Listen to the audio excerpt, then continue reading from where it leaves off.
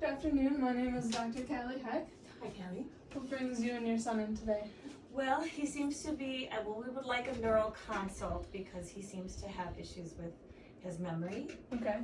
his lack of interest in enthusiasm and things he normally used to be very excited about, and he doesn't seem to be able to understand simple language anymore like he used to. He has trouble keeping attention, very sleepy all the time, as you can see. Yeah. Okay. So unfortunately, it sounds like your son's symptoms are consistent with either having a tumor or of having a stroke in his thalamus.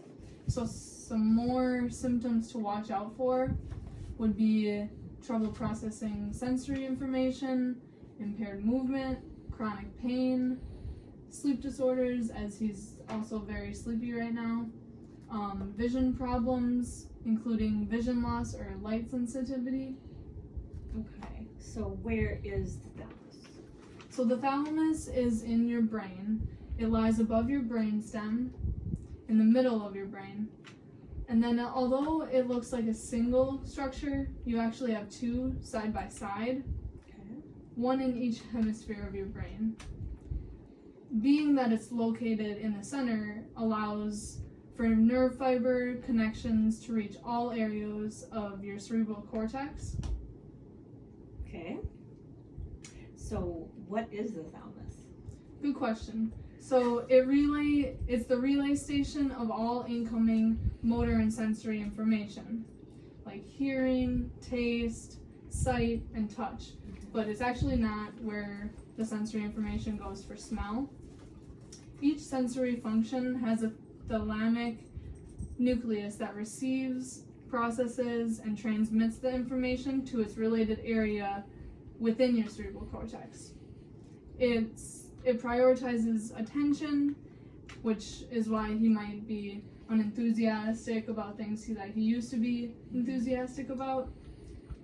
It helps you decide what to focus on among the vast amount of information that it receives.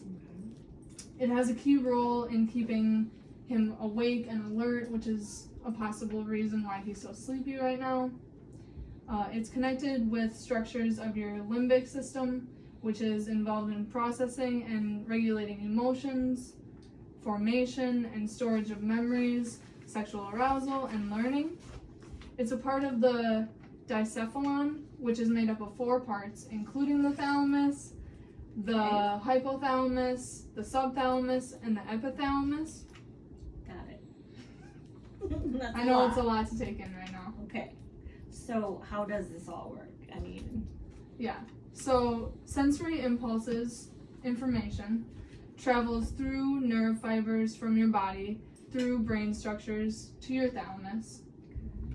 Specialized areas of your thalamus, called nuclei, are each responsible for processing different sensory or motor impulses received from your body and then sending the selected information through nerve fibers, like we were talking about how it's central to the brain, so it has the ability to reach all different parts of your cortex.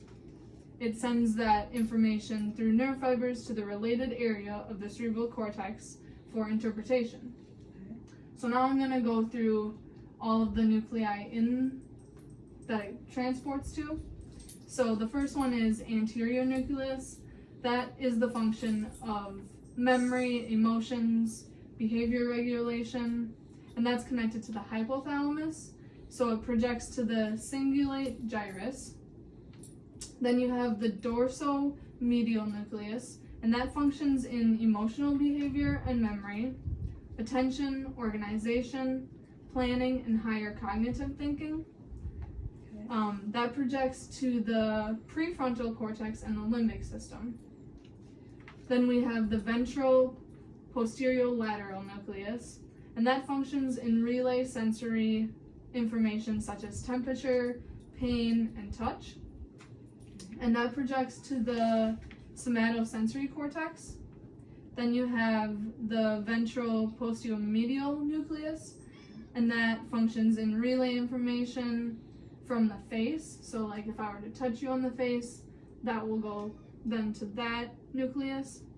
And that projects also to the somatosensory cortex.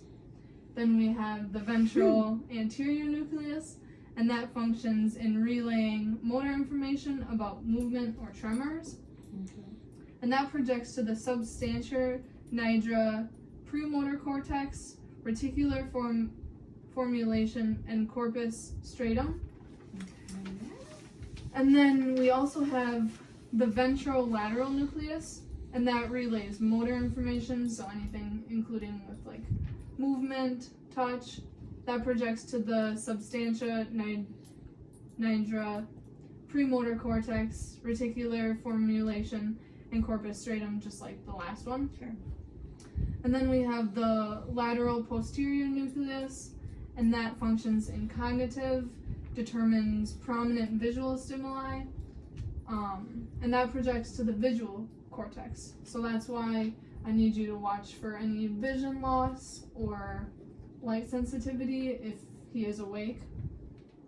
So then we have the pulvinar nucleus, and that processes visual information, and that's projected to the visual cortex as well. Then we have the medial geniculate nucleus, and that processes auditory information, and that part of the thalamus communicates with the primary auditory complex of your cerebral cortex.